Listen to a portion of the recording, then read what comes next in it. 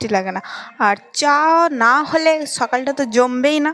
কার কার এমন যে চা না হলে একটা দিন একবেলা যে চা না হলে মানে ভালো লাগে না, মানে চা মানে ভালোবাসা।